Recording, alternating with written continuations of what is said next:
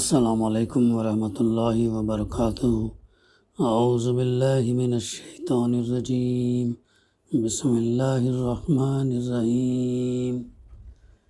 لیس البر ان تولوا وجوہکم قبل المشرق والمغرب ولکن البر من آمن باللہ واليوم الآخر والملائکۃ والکتاب والنبیین وآتى المال على حبه ذوي القربى واليتامى والمساکین وابن السبیل والسائلین وفي الرقاب وأقام الصلاة وآتى الزکاة والموفون بعہدهم إذا عاہدوا والصابرین فی البأساء والضراء وحین الباس اولئک الذین صدقوا واولئک هم المتقون۔ صدق اللہ العلی العظیم۔ رب اشرح لی صدری ویسر لی امری واحلل عقدۃ من لسانی یفقہوا قولی۔ رب زدنی علما۔ نیکی یہ نہیں ہے کہ تم نے اپنے چہرے مشرق کی طرف کر لیے یا مغرب کی طرف، بلکہ نیکی یہ ہے کہ آدمی اللہ کو اور یوم آخر اور ملائکہ کو اور اللہ کی نازل کی ہوئی کتاب اور اس کے پیغمبروں کو دل سے مانے، اور اللہ کی محبت میں اپنا دل پسند مال رشتہ داروں اور یتیموں پر، مسکینوں اور مسافروں پر، مدد کے لیے ہاتھ پھیلانے والوں پر اور غلاموں کی رہائی پر خرچ کرے، نماز قائم کرے اور زکوٰۃ دے، اور نیک وہ لوگ ہیں کہ جب عہد کریں، وعدہ کریں تو اسے وفا کریں، اور تنگی اور مصیبت کے وقت میں اور حق اور باطل کی جنگ میں صبر کریں۔ یہ ہیں راست باز لوگ اور یہی لوگ پرہیزگار ہیں۔ سورہ البقرہ کی تفسیر کا سلسلہ الحمدللہ جاری ہے۔ بڑی معروف آیت ہے، آیت نمبر 177، 177۔ اس میں نیکی کیا ہے یہ بتایا گیا ہے۔ آیت بر کے نام سے بھی یہ آیت مشہور ہے۔ بڑی آیت ہے لیکن بڑی اہم آیت ہے۔ فرمایا گیا نیکی یہ نہیں کہ تم نے اپنے چہرے مشرق کی طرف کر لیے یا مغرب کی طرف، یعنی مشرق اور مغرب کی طرف منہ کرنے کو تو محض بطور مثال بیان کیا گیا۔ دراصل مقصود یہ ذہن نشین کرنا ہے کہ مذہب کی چند ظاہری رسموں کو ادا کر دینا اور صرف ضابطے کی خانہ پوری کے طور پر چند مقرر مذہبی اعمال انجام دینا اور تقویٰ کی چند معروف شکلوں کا مظاہرہ کر دینا وہ حقیقی نیکی نہیں ہے جو اللہ کے ہاں وزن اور قدر رکھتی ہے، بلکہ آگے جو بتایا جا رہا نیکی کیا ہے، یہ جو ہے یہ ایک آیت اللہ تعالیٰ کی صحیح ایمانی فکر اور صحیح ایمانی روش کی بنیاد میں واضح کرتی ہے اور متقی اور راست باز افراد کی صفات جو ہے یہ متعین فرماتی ہے۔ تحویل قبلہ اور اس کے ذیل میں برپا ہونے والے طویل بحث و نزاع کے ساتھ اس آیت کا ربط اور تعلق ہے۔ تحویل قبلہ کے سلسلے کی گفتگو پہلے گزر چکی۔ اب قرآن مجید اس قضیے اور اس جیسے دوسرے قضیوں کی جو موضوع بحث بنے ہوئے تھے عظیم حقیقت بیان کرتا ہے۔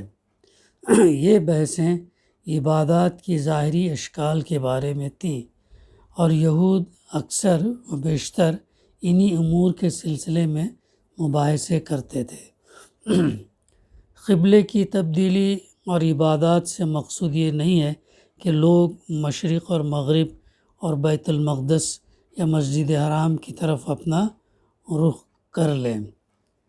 نہ یہ ظاہری اعمال بر کا اور وہ تمام امور خیر کا نام ہے۔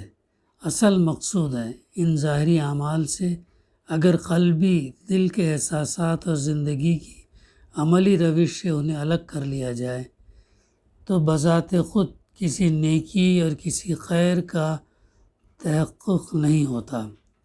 بر نیکی فکر، شعور، عمل اور روش کا نام ہے۔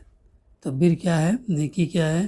فکر، شعور، عمل اور روش کا نام ہے، یعنی ایسی فکر جس کے اثرات فرد اور جماعت کے قلب اور ضمیر پر مترتب ہوں، ایسا عمل جس کے اثرات فرد اور جماعت کی زندگی میں رونما ہو۔ مشرق کی طرف رخ کیا جائے یا مغرب کی طرف، اس قبلے کی طرف منہ کر کے نماز پڑھی جائے یا اس قبلے کی طرف، نماز میں دائیں اور بائیں سلام پھیرا جائے، یہ اور اسی طرح کی دوسری ظاہری اور جزوی حرکات اور اعمال جن کی مزاولت لوگ عبادات میں کرتے ہیں، ان میں سے کوئی عمل بر کی اس عمیق اور عظیم حقیقت کی جگہ نہیں لے سکتا۔ یہ دراصل ہے بر جو تمام نیکیوں کی جامع ہے۔ اب دیکھیں ان صفات میں جن کا اس آیت میں ذکر ہے وہ کون سی قدریں ہیں اور پیمانے ہیں جن کے باعث اللہ کی میزان میں ان کا یہ وزن ہے۔ ایمان کی قدر قیمت، پہلی چیز ایمان کی قدر قیمت۔ اللہ پر ایمان نوع انسانی کی زندگی میں بہت سی قوتوں، بہت سی اشیاء، بہت سے خیالات اور رسوم کی غلامی سے نکل کر اللہ کی واحد عبودیت بندگی کی طرف منتقلی کا نقطہ ہے۔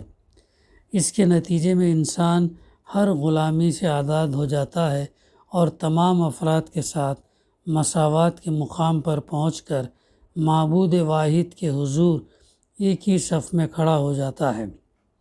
پھر اسی کی بدولت وہ ہر شے اور ہر خیال سے بلند ہو جاتا ہے۔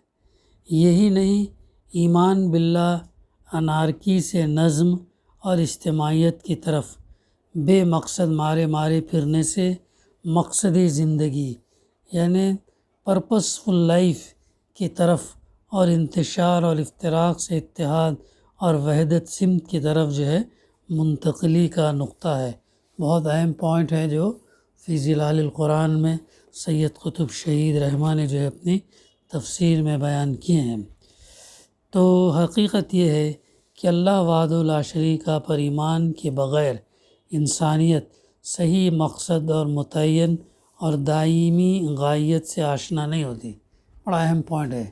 اگر ایمان نہیں ہے، صحیح ایمان اگر نہیں ہے، اس سے پہلے بھی کیسے انہوں نے ڈیفائن کیا کہ تو اس کے بغیر انسانیت صحیح ٹارگٹ، صحیح آبجیکٹیو، صحیح مقصد اور متعین اور دائمی غائیت سے آشنا نہیں ہوتی، نہ اسے وہ نقطہ ارتقاء ڈیولپمنٹ ملتا ہے جس کے گرد سب انسانات ایکویلٹی کے ساتھ، مساوات کے ساتھ اس طرح جمع ہو سکیں کہ ان کے روابط، مقاصد اور تعلقات واضح اور متعین ہوں، جیسا کہ کل کائنات ایک نقطہ ارتکاز خدا کے گرد مجتمع اور متحد ہے۔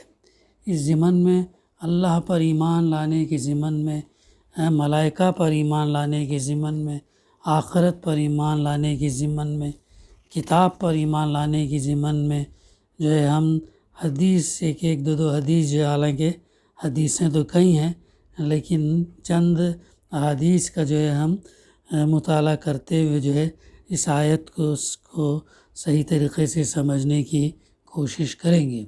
اللہ پر ایمان لانے پر اللہ کے رسول صلی اللہ علیہ وسلم نے ایک اپنی حدیث میں مشکات کی ہے، فرمایا قبیلہ عبد القیس کی نمائندگی کرنے والے لوگوں سے آپ صلی اللہ علیہ وسلم نے پوچھا، جانتے ہو اللہ واحد پر ایمان لانے کا کیا مطلب ہے؟ اللہ واحد پر ایمان لانے کا کیا مطلب ہے؟ پھر انہوں نے کہا اللہ اور اس کا رسول ہی بہتر علم رکھتے ہیں۔ جیسے اکثر اللہ کے رسول صلی اللہ علیہ وسلم جب سوال کرتے، صحابہ اگر جانتے بھی تو جواب نہیں دیتے، آپ کے زبان سے جو وہ سننا چاہتے، ایسے کہ آپ جو ہے بہتر علم رکھتے ہیں فرمایا۔ تب اللہ کے رسول صلی اللہ علیہ وسلم نے فرمایا، بہت امپورٹنٹ ہے، ذہن میں رکھیں، ایمان اللہ پر لانے کا مطلب کیا؟ ایمان یہ ہے کہ ایمان یعنی یقین، ماننا۔ ایمان یہ ہے کہ آدمی اس حقیقت کی گواہی دے کہ اللہ کے سوا کوئی معبود نہیں، پہلی چیز، اللہ کے سوا کوئی معبود نہیں، قول سے عمل سے، اور محمد صلی اللہ علیہ وسلم اللہ کے رسول ہیں، اور نماز ٹھیک طریقے پر ادا کرے، اور زکوٰۃ دے، اور رمضان کے روزے رکھے۔ ایک اور بخاری کی حدیث ہے جس میں اللہ کے رسول صلی اللہ علیہ وسلم نے فرمایا کہ جو ہے جس نے اللہ کے لیے دوستی کی اور اللہ کے لیے دشمنی کی اور اللہ کے لیے دیا اور اللہ کے لیے روک رکھا، اس نے اپنے ایمان کو کیا کیا؟ مکمل کیا۔ یہ بخاری کی حدیث ہے۔ مطلب یہ کہ آدمی اپنی تربیت کرتے کرتے اس حالت کو پہنچ جاتا کہ وہ جس سے جڑتا ہے اور جس سے کٹتا ہے، اللہ کی خوشنودی حاصل کرنے کے لیے اس سے جڑتا ہے اور اس سے کٹتا ہے، دین کی خاطر کسی سے محبت کرتا اور کسی سے نفرت۔ اس کی محبت اور نفرت اپنی کسی ذاتی مفاد، سیلف انٹرسٹ کے اور دنیاوی مفاد کے لیے نہیں ہوتی، بلکہ صرف اللہ اور اس کے دین کی خاطر ہوتی ہے۔ جب آدمی کی یہ حالت ہو جائے تب سمجھو کہ اس کا ایمان مکمل ہے۔ پھر ابھی ساتھ ہی ہم یہ بھی دیکھ لیں گے کہ رسولوں پر ایمان لانے کا مطلب کیا ہے۔ مسلم کی حدیث ہے، اللہ کے رسول صلی اللہ علیہ وسلم نے فرمایا، بہترین کلام کیا ہے؟ اللہ کی کتاب ہے، اور بہترین سیرت محمد صلی اللہ علیہ وسلم کی سیرت ہے، جس کی جو ہے پیروی کی جانی چاہیے۔ ایک اور حدیث میں حضرت انس رضی اللہ فرماتے ہیں، مجھ سے حضور صلی اللہ علیہ وسلم نے کہا، اے میرے پیارے بیٹے، اگر تو اس طرح زندگی گزار سکے کہ تیرے دل میں کسی کی بدخواہی نہ ہو تو ایسی ہی زندگی بسر کر۔ پھر فرمایا، اور یہی میرا طریقہ ہے کہ میرے دل میں کسی کے لیے کھوٹ نہیں۔ کیا حدیث ہے، تو کتنی امپورٹنٹ۔ اور جس نے میری سنت طریقے سے محبت کی تو بلا شبہ اس نے مجھ سے محبت کی، اور جس نے مجھ سے محبت کی وہ جنت میں میرے ساتھ رہے گا۔ ایک اور حدیث جو بخاری مسلم دونوں میں، رسول اللہ صلی اللہ علیہ وسلم نے ارشاد فرمایا کہ تم میں سے کوئی شخص یعنی مطلوب درجے کا مومن نہیں ہو سکتا جب تک کہ میں یعنی اللہ کے رسول صلی اللہ علیہ وسلم اس کی نگاہ میں اس کے باپ، اس کے بیٹے اور سارے انسانوں سے زیادہ محبوب نہ ہو جاؤں۔ سب سے زیادہ محبت اللہ کے رسول صلی اللہ علیہ وسلم، اللہ کے بعد جو ہے سب سے زیادہ آپ صلی اللہ علیہ وسلم سے محبت رکھنی ہے۔ قرآن مجید پر ایمان لانے کا مطلب یہ بھی حدیث سے ہم سمجھیں گے۔ آگے بڑھتے ہیں۔ پھر حضرت عبداللہ بن عباس رضی اللہ نے فرمایا، جو شخص اللہ کی کتاب کی پیروی کرے گا وہ نہ تو دنیا میں بے راہ ہوگا اور نہ آخرت میں اس کے حصے میں محرومی آئے گی۔ پھر انہوں نے یہ آیت پڑھی، فمن اتبع، جو شخص میرے ہدایت نامے کی پیروی کرے گا وہ نہ تو دنیا میں بھٹکے گا اور نہ آخرت میں بدبختی سے دوچار ہوگا۔ پھر ایک اور حدیث جس میں اللہ کے رسول صلی اللہ علیہ وسلم نے ارشاد فرمایا، قرآن مجید میں 5 چیزیں ہیں۔ کتنے چیزیں ہیں؟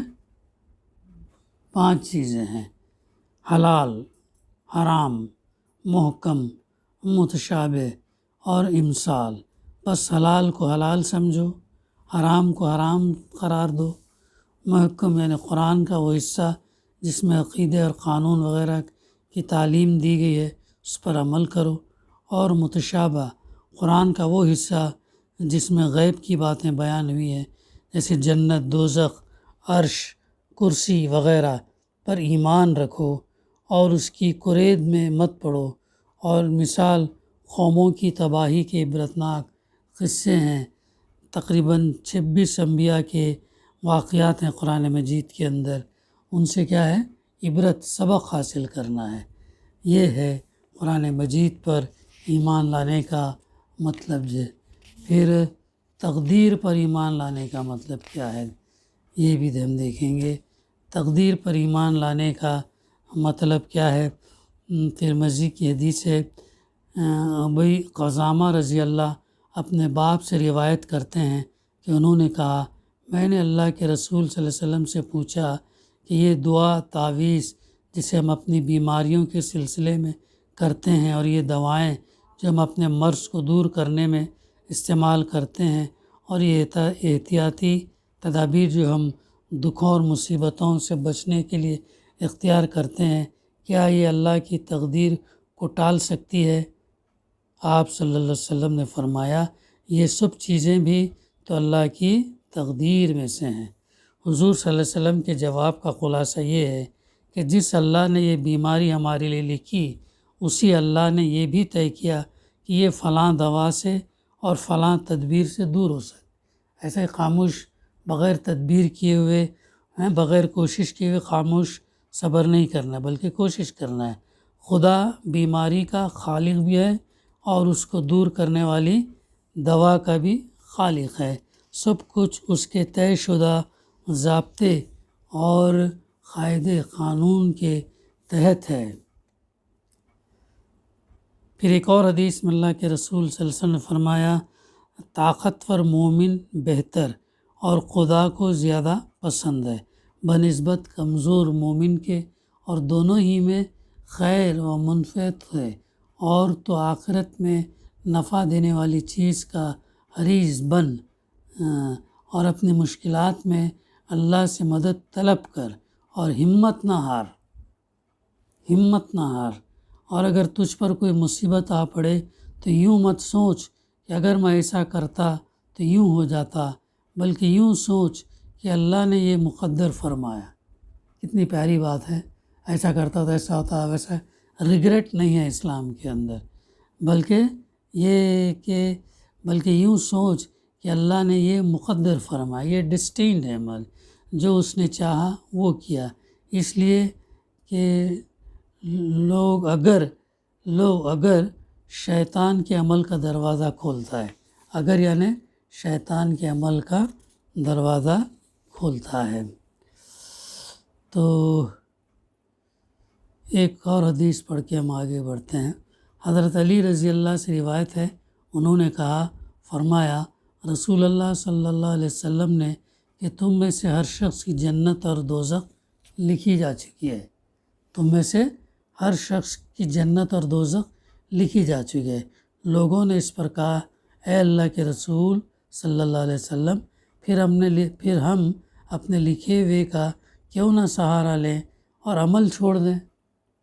لوگ بھی کتنے انٹیلیجنٹ تھے، اگر لکھا جا چکا ہے پہلے سے ہی تو پھر کیوں ہم یہ کریں؟ خاموش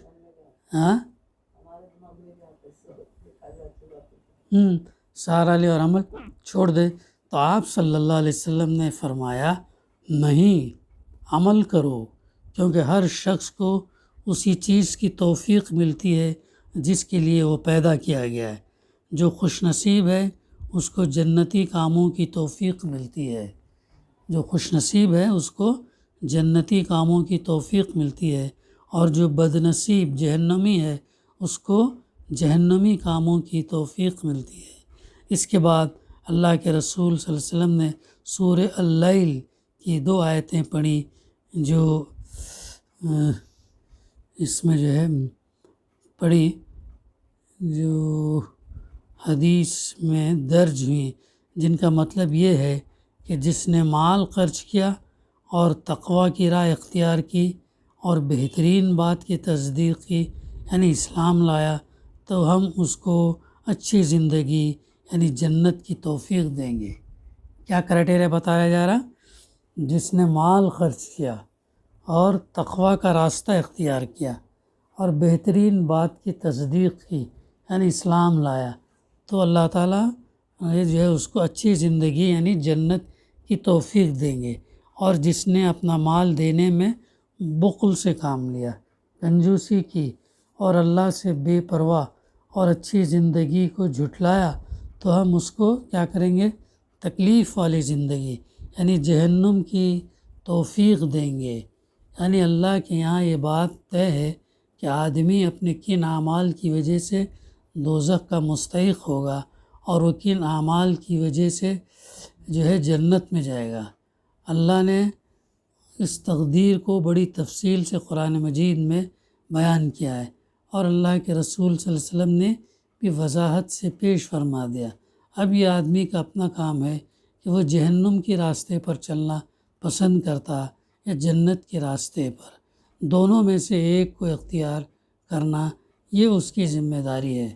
اور اس کی ذمہ داری اس لیے ہے کہ اللہ نے اس کو ارادے کی آزادی بخشی اور راستے کا انتخاب میں آزاد چھوڑا ہے۔ یہی آزادی اس کو سزا دلوائے گی اور اسی کی بدولت وہ جنت پائے گا۔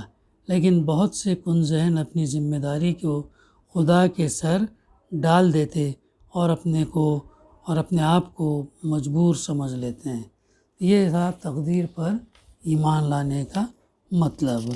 ایک اور ہے آخرت پر ایمان لانے کا مطلب کیا ہے؟ آخرت پر ایمان لانے کا مطلب، اللہ کے رسول صلی اللہ علیہ وسلم نے فرمایا، میں عیش اور آرام اور بے فکری کی زندگی کیسے گزار سکتا ہوں؟ کیا فرما رہے ہیں؟ میں عیش اور آرام اور بے فکری کی زندگی کیسے گزار سکتا ہوں، جبکہ حال یہ ہے کہ اسرافیل علیہ السلام سور منہ میں لیے، کان لگائے، پیشانی جھکائے انتظار کر رہے ہیں کہ کب ختم ہو، کہ کب جو ہے حکم ہوتا سور پھونکنے کا۔ سور بگل کو کہتے ہیں جس کے ذریعے فوج کو جو ہے خطرے کی خبر دی جاتی ہے یا انہیں اکٹھا کرنے کے لیے بجایا جاتا ہے۔ قیامت کے سور کی حقیقت کون جان سکتا ہے؟ لوگوں نے پوچھا، اے اللہ کے رسول صلی اللہ علیہ وسلم، پھر آپ ہمیں کیا حکم دیتے ہیں؟ آپ صلی اللہ علیہ وسلم نے فرمایا، پڑھتے رہو حسبنا اللہ نعم الوکیل، اللہ ہم کو بس ہے اور وہ بہتر کارساز، اور نعم المولا و نعم النصیر، بہتر کارساز اور سرپرست ہے۔ لوگ آپ صلی اللہ علیہ وسلم کی بے چینی اور فکر کو دیکھ کر اور زیادہ پریشان ہوئے اور پوچھا کہ جب آپ صلی اللہ علیہ وسلم کا یہ حال ہے تو ہمارا کیا حال ہوگا؟ بتائیے کہ ہم کیا کریں کہ اس دن کامیاب ہو؟ آپ صلی اللہ علیہ وسلم نے ان کو بتایا کہ خدا پر بھروسہ رکھو، اس کی ولایت اور سرپرستی میں زندگی گزارو، اس کی بندگی میں جینے والے کامیاب ہوں گے۔ کتنا بہترین جو ہے اللہ کے رسول صلی اللہ علیہ وسلم نے اس حدیث سے ہماری رہنمائی کی، آخرت پر ایمان لانے کا مطلب۔ ایک اور حدیث جو ہم کو رہنمائی کرتی وہ یہ ہے کہ اللہ کے رسول صلی اللہ علیہ وسلم نے پڑھی، یومئذ تحدث اخبارہا، سورہ زلزال کی۔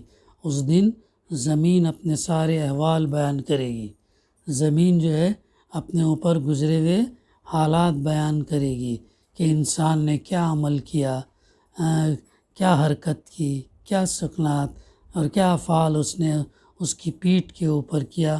وہ قیامت کے دن جو ہے زمین گواہی دے گی۔ کیوں دے گی؟ اللہ اس کو حکم دے گا، وہ شواہد ہوگی کہ بتائے گی۔ اللہ کے رسول صلی اللہ علیہ وسلم نے بھی فرمایا، ہر بندے اور بندی کے بارے میں زمین جو ہے گواہی دے گی کہ اس نے کب، کیا، کس وقت، کیسا عمل کیا۔ اس لیے ذرا اس سے بچ کر رہنا اور ہوشیار رہنا۔ اور صحابہ اکرام سے پوچھا، جانتے ہو احوال بیان کرنے کا مطلب کیا ہے؟ لوگوں نے کہا، اللہ اور رسول صلی اللہ علیہ وسلم کو ہی علم ہے۔ آپ صلی اللہ علیہ وسلم نے فرمایا کہ زمین قیامت کے دن گواہی دے گی، بیان کرے گی کہ فلاں مرد اور فلاں عورت نے میری پیٹھ پر فلاں دن فلاں وقت برا یا اچھا کام کیا۔ یہی مطلب ہے اس آیت کا۔ لوگوں کے اعمال کو آیت میں اخبار کہا گیا اور عبارہ زمین ہے۔ تو یہ عزیز ساتھیوں، یہ جو چیز ہے ایمان باللہ، ایمان بالرسول، یہ تمام چیزیں جو ہے ہم دیکھ لیں۔ اسی طریقے سے ملائکہ فرشتوں پر بھی ایمان لانا ضروری ہے، چونکہ بے چوں چرا بغیر کسی ترمیم کے، بغیر کسی بدلاؤ کے فرشتوں نے جو ہے اللہ کے حکم سے جو ہے وہ اللہ کا پیغام جو ہے اللہ کے رسول صلی اللہ علیہ وسلم تک جو ہے وہ پہنچایا۔ اب یہ اب ہمارے مطالعے میں بات آئی ان ایمان لانے کا مطلب کیا ہوتا ہے۔ اب بقیہ آگے کا سلسلہ جو انشاءاللہ اس آیت کے ضمن میں جو باتیں اور تفسیر ہے ہم آئندہ مطالعہ کریں گے۔ دعا ہے کہ اللہ سبحانہ و تعالی ہمیں کہنے سننے سے زیادہ صحیح سمجھنے، اس پر عمل کرنے اور اس پیغام کو پہنچانے کی توفیق عطا کرے۔ ربنا تقبل منا انک انت السمیع العلیم وتب علینا انک انت التواب الرحیم۔ صلی اللہ تعالی علی خیر خلقہ وعلی آلہ اصحابہ اجمعین والحمد للہ رب العالمین۔